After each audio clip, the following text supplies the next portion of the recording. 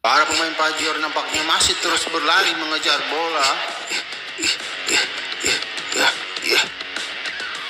Mereka terlihat kesulitan merebut bola dari tim Verdi.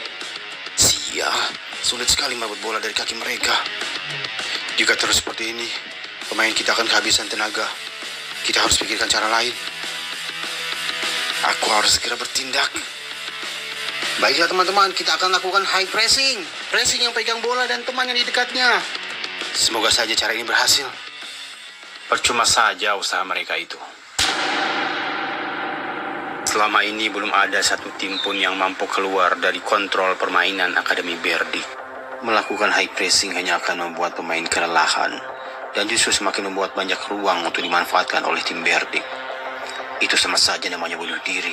Jadi maksudmu Fajr telah melakukan blunder? Bisa dibilang seperti itu. Kita lihat Bung, sepertinya Fajr melakukan high pressing untuk mendapatkan bola.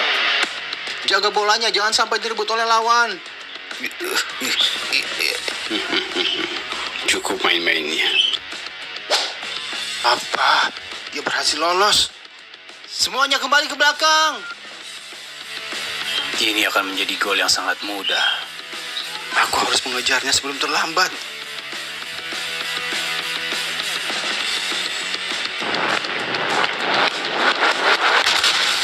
Bola meluncur deras ke gawang Fajr. Kita lihat apa yang akan terjadi.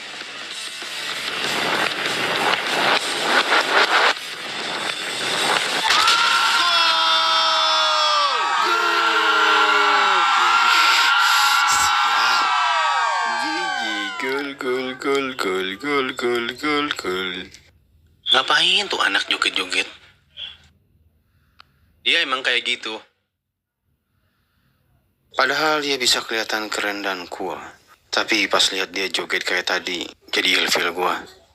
Namanya juga TikToker. Gak jauh dari yang namanya joget.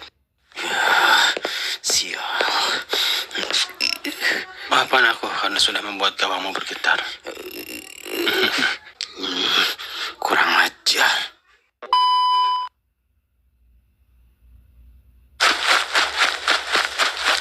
Hari ini aku akan bertemu dengan ayahku. Sudah lama aku tidak bertemu dengan dia. Terakhir kali kami bertemu adalah 10 tahun yang lalu. Dia pergi meninggalkan aku dan ibu tanpa sepatah kata pun. Dan hari ini, aku akan segera mengetahui apa alasannya meninggalkan kami. Dan ini adalah Hendra, orang kepercayaan kakek. Dia ditugaskan oleh kakek untuk menjemput ayah di bandara. Dan kami janjian bertemu di sini. Apakah kamu sudah bertemu dengan ayah? Iya. Di mana dia sekarang? Dia sudah pergi. Sudah pergi? Mengapa dia tidak menunggu dan menemuiku? Tiba-tiba ada urusan penting yang mengharuskan dia untuk segera pergi. Yang kutakutkan akhirnya terjadi. Dan entah ini terjadi untuk beberapa kalinya. Kami seperti ditakdirkan untuk tidak pernah bertemu. Mengapa selalu seperti ini? Tak bisakah dia menunggu sejenak walau hanya untuk mengucapkan selamat tinggal? Jangan egois. Kau tahu dia juga sangat ingin menemuimu. Akan tetapi, dia juga punya tanggung jawab yang besar pada pekerjaannya. Ya, aku tahu itu. Sepertinya akan mudah bagiku untuk melupakan dia. Daripada harus terus bermimpi bertemu, tapi pada akhirnya harus sakit dan kecewa seperti ini. Sepertinya kau semakin dewasa menyikapi hal ini. Ini, dia ingin kau menyimpannya.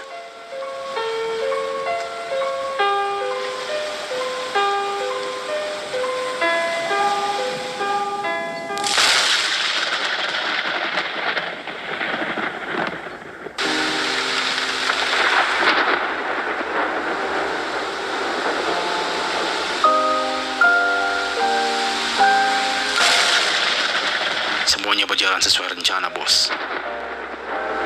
Bagus. Ayah, apakah kau benar-benar masih ada di dunia ini? Aku ingin menjadi juara seperti ayah. Ayah berjanji akan menjadikanmu pemain bola yang hebat.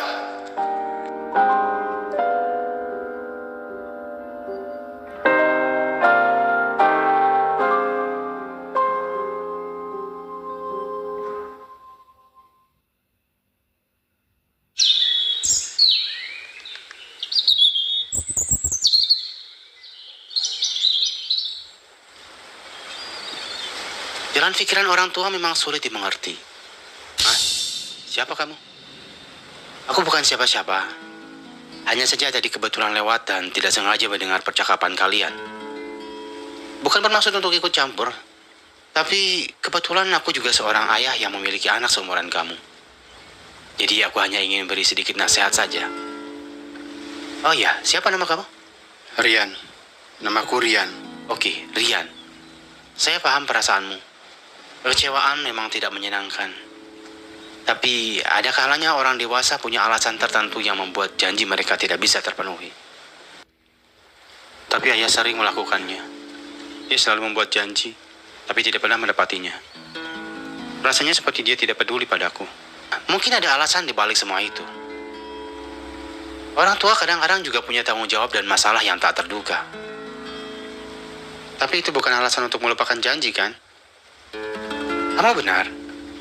Tapi percayalah, mungkin ayah kamu memiliki kesibukan dan tantangan yang membuatnya lupa atau membatalkan janji dengan kamu. Tetapi itu tidak berarti dia tidak mencintaimu atau tidak peduli padamu. Bagaimana Anda bisa tahu? Karena saya punya seorang anak dan saya pernah membuatnya kecewa seperti ini. Ada saat-saat ketika pekerjaan atau masalah lain memaksa saya untuk membatalkan janji, tapi saya selalu berusaha untuk menjelaskan kepadanya dan membuatnya mengerti. Aku paham perasaanmu. Kekecewaan memang berat. Tapi cobalah untuk mengingat kembali momen-momen bahagia bersama ayahmu. Apa yang paling kamu ingat tentangnya? Momen-momen bahagia? Dulu kami selalu bermain sepak bola bersama. Saat itu adalah momen yang paling aku nikmati bersama ayah. Sepak bola adalah satu-satunya hal yang dia tinggalkan dan wariskan kepada kami. Ketika aku bermain bola, aku seperti terhubung dengan ayah. Dia seperti bermain bersamaku. Sepak bola ya. Apakah kamu suka bermain sepak bola? Ya, aku sangat menyukainya. Tapi hari ini, aku memutuskan untuk berhenti bermain sepak bola.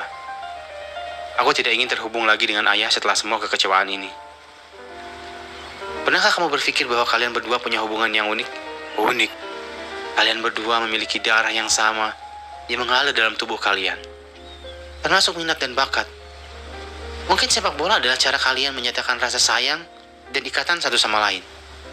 Darah yang sama. Apa maksud Anda? Ayahmu mungkin pergi, tapi ada bagian dirinya yang akan selalu ada dalam dirimu. Sepak bola adalah sesuatu yang kalian berdua nikmati bersama. Sesuatu yang menghubungkan kalian. Jangan biarkan kekecewaan melupakan kenangan itu. Aku tidak tahan lagi dengan semua ini. Kenangan itu hanya membuatku semakin sakit.